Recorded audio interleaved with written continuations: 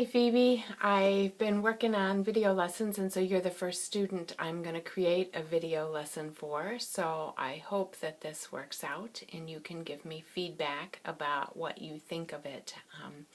So I've been thinking lots about you since your lesson yesterday, and I have some suggestions of things that you can be working on. So the first one is we're going to be finishing up the A-flat minor scale. We talked about that yesterday, and you'll be practicing all three forms of that minor scale for 2 octaves. When you feel that you have mastered the A-flat minor scale, then I want you to begin on the C major scale again in a different fashion. So I'm going to demonstrate it for you and then talk about it. So this, I'm lowering the iPad so you can see some of the keyboard. It's a scale that's in both parallel and contrary motion. So you're going to do the C major scale for 2 octaves in parallel motion. Let me get this down a little bit more so you can see.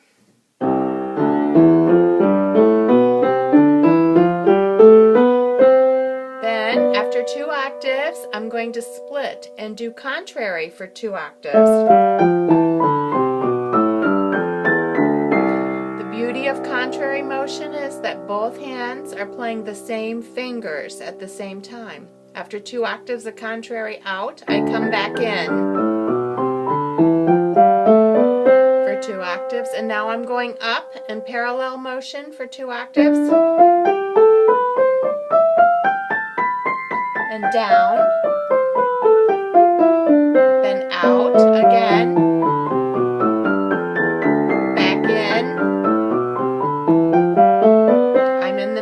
now I'm going down in parallel motion,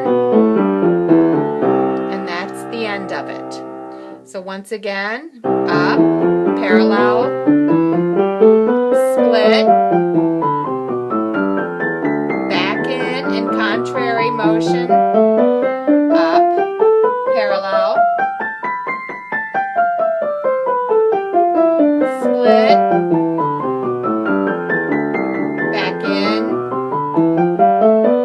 and then down in parallel motion. That's the first way to practice.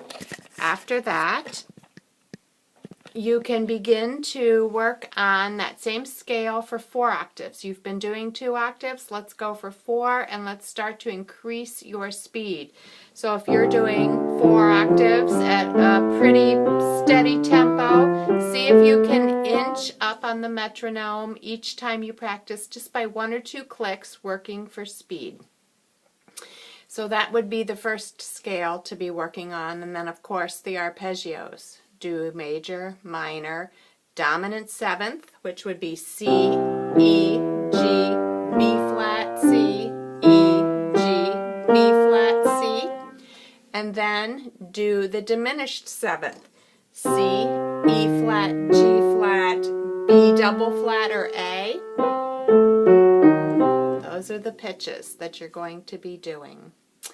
After that, I want you to take a good look at the tango, and there's some things I want you to think about as you're practicing the tango.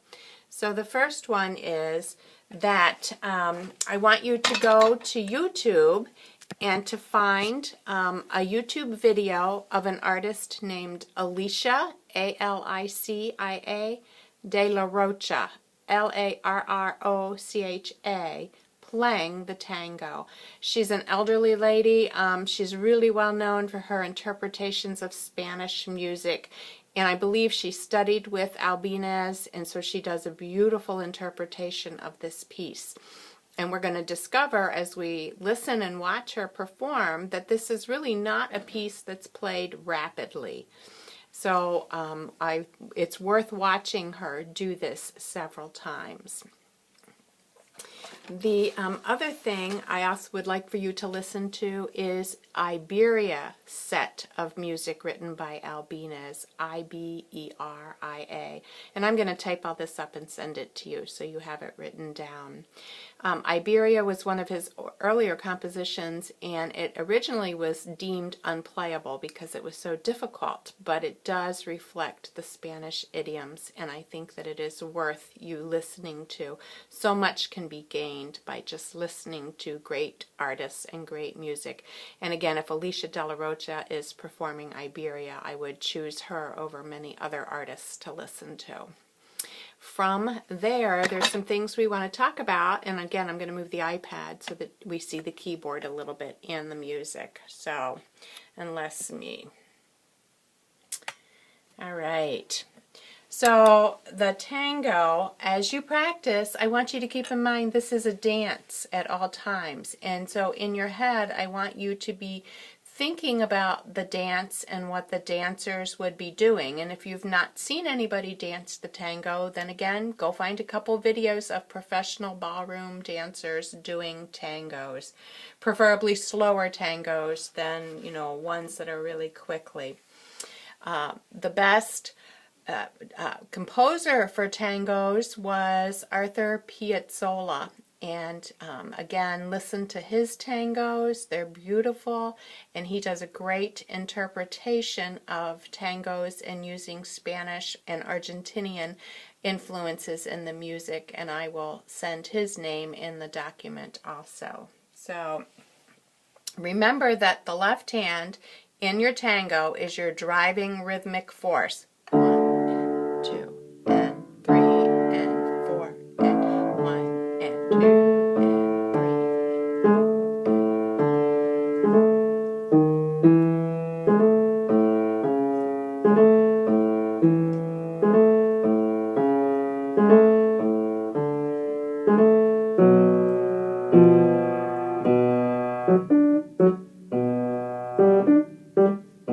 Now, you'll notice, if you were paying close attention, I'm pedaling a little bit differently with the left hand than what's marked in your music. And we may change this around as we work on it more and more. If I follow the pedal instructions in this edition, it sounds like this.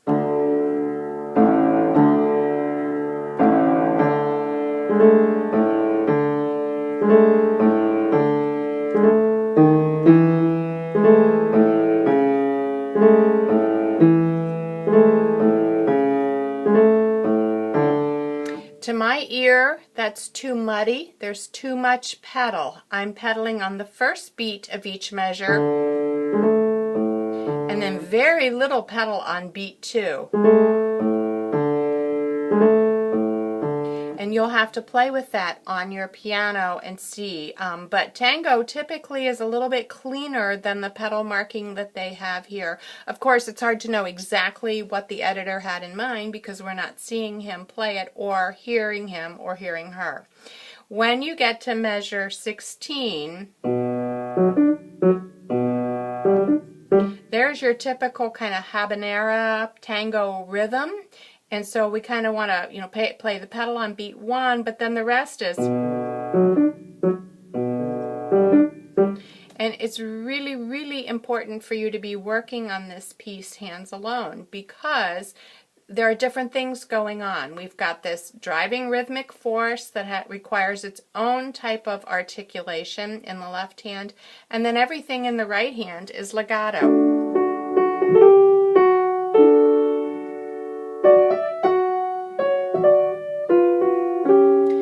Measure 5 is tricky, and so you're going to have to finger that for quite a bit and really work on that because you have to hang on to the thumb note, the F sharp that the thumb is playing, while you've got that grace note.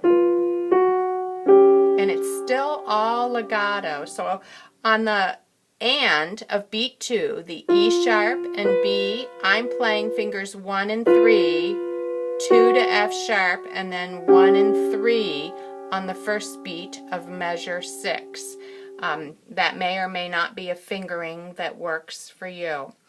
The other tricky spot is you've got in measure 6, measure 8, where we have that turn or mordant.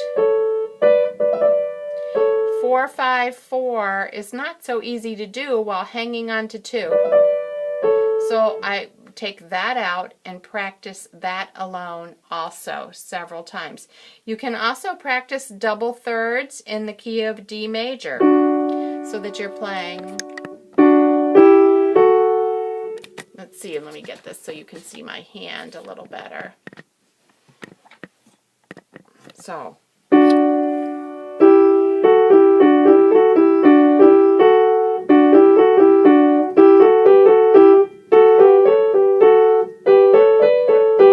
Because we need our double thirds to sound very even and that they play at the same time so that we don't get this hoarse sound. The way that you work towards that is by practicing double thirds, and since the piece is in the key of D, then it would make sense to practice them in the key of D. The piece demonstrates Latino temperament, so we've got all kinds of passion in this piece. We've got anger, rage, love, jealousy, and we need to figure out where the music portrays that as we're working on it, and then try to bring that out, okay? So back to the rhythm in the left hand.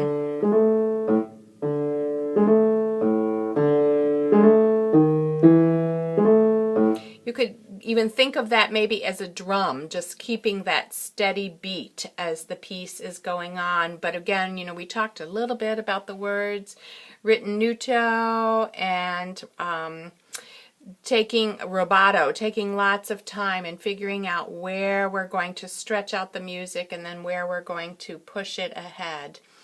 As you practice this week, my suggestions are that you practice hands alone. You take little bits, little phrases as ideas. You work on the double thirds. You work on the left hand with the pedaling. And then you work on the right hand, particularly in measures 11, 12, 13, where we have triplets and then eighth notes, so that it is rhythmically accurate as you're practicing. So if I'm in measure 11, triplet, 2 and 1 and 2 and a triplet, 3. That way, okay? So that's plenty to keep you very, very busy. Don't forget your opening.